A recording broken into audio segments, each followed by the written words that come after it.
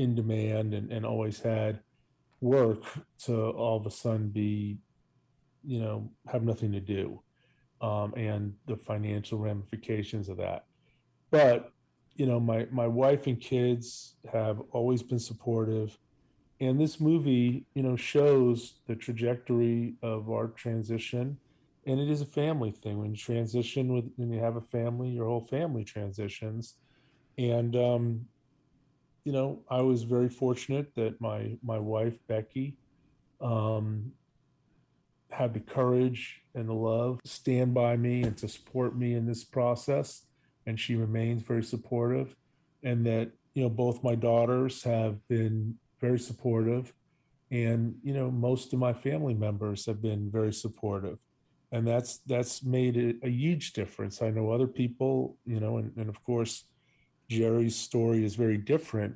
Um, but a lot of what made this bearable and helped me live through, the loss of my practice and trying to reconfigure my life as a lawyer, um, is the love of my family and the support of my family in doing what was right for me, and that frankly, had become, and I think they recognized it, become a do or die situation. And they'd rather have a live trans dad than a dead dad. I go out on a limb here and say that Jerry Ann would probably echo the sentiment about it not really being a choice, about it being do or die.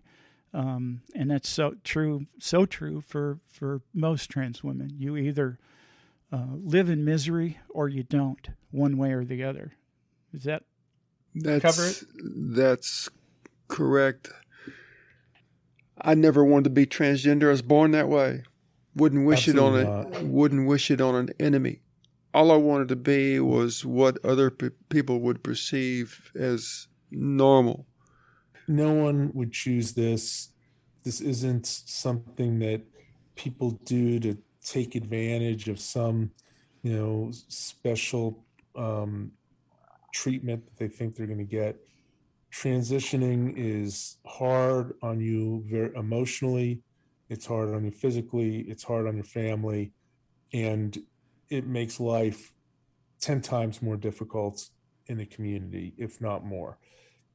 Being transgender is a physical uh, issue. It's an issue that scientists now believe has its roots in the womb and in how babies develop in vitro.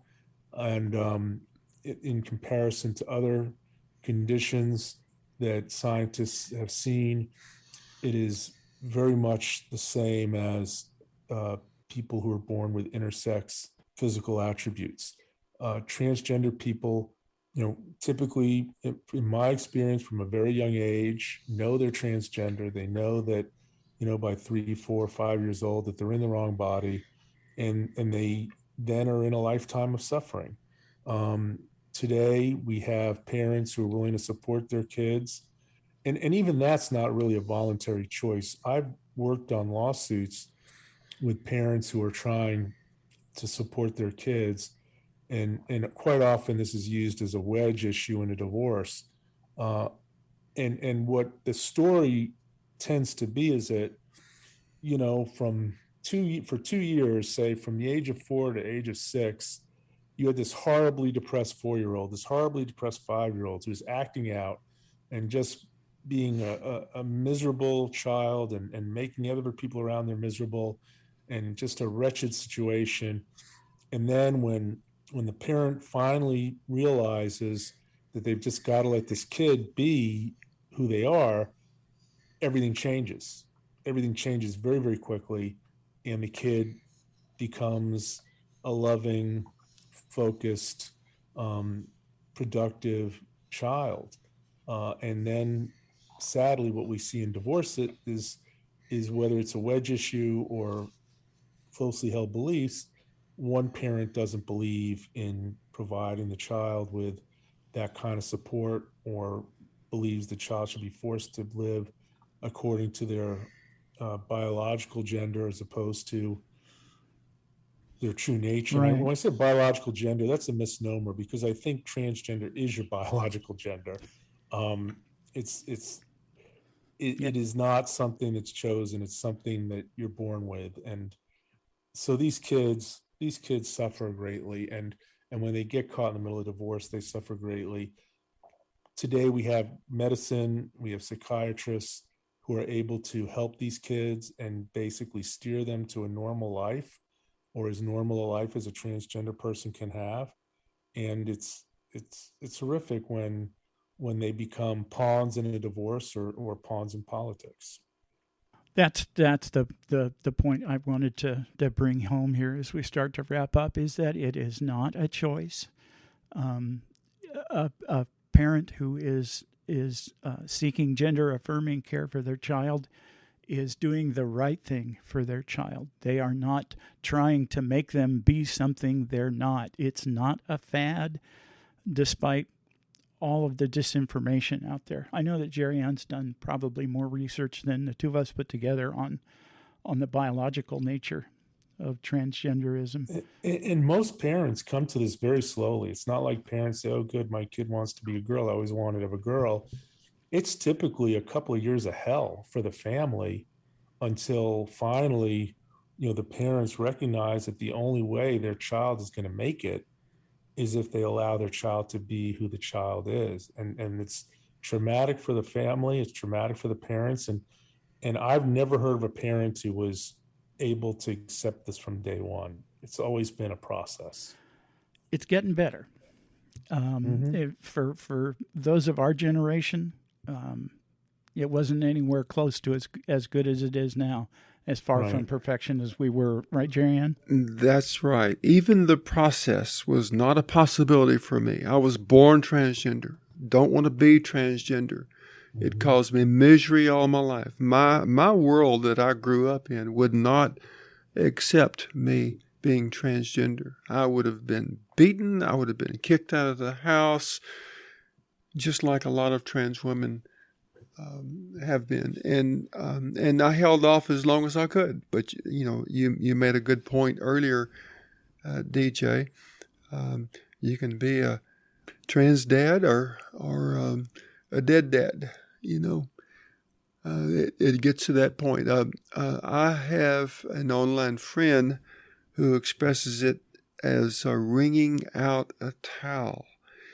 In her male life, it was like wringing out a towel, and she kept wringing and wringing and wringing, and finally she couldn't get any more out of the towel. She just dropped the towel and became Michelle, and found inner peace. Her whole life blew up in her face. Everything went to pots. When I came out to my daughter, she said, "It's okay. We still love you. Things will be different, but they will be good." But unfortunately, I haven't heard from that daughter in 4.5 years. So you're right, DJ. We give up a lot. But yeah, I didn't want to close without mentioning that the documentary that you are in, we're in, DJ, We're both in, yes. has received, I think, 4 awards. 1 at the Vail Film Festival, 2 at the Portland Film Festival, and 1 in Manchester, England. Yes, it has. It's in every one of the 3 festivals where it's been featured. It has won awards, and in the Portland Film Festival, which is a very significant film festival here in the United States, it won both the Audience Choice Award, which is typically considered the highest award for any movie, and that's when there were some movies that it was competing against that had Hollywood personalities in them, and then it won the LGBTQ Voices Award.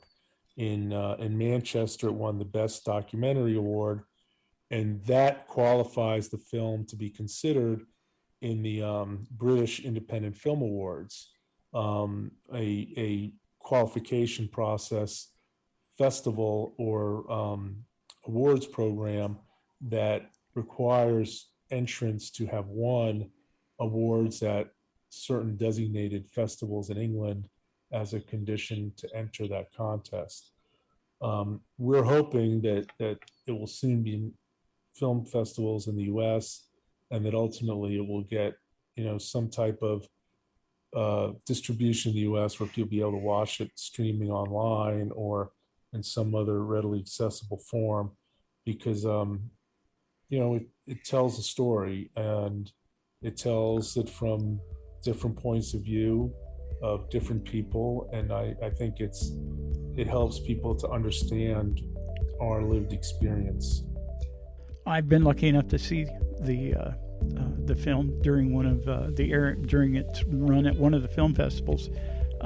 It's an amazing piece of work. So keep your eyes on this spot. As soon as it becomes available wherever, we will make an announcement so our listeners will be able to take advantage of that. Danielle, once again, thank you so much. In closing, I've got just one more piece of news to share and a quote. Sadly, last week we lost former Secretary of State Madeleine Albright, and a friend recently shared a quote from Ms. Albright, which sums up nicely, I think, the reason that we here at Trans Truth do what we do.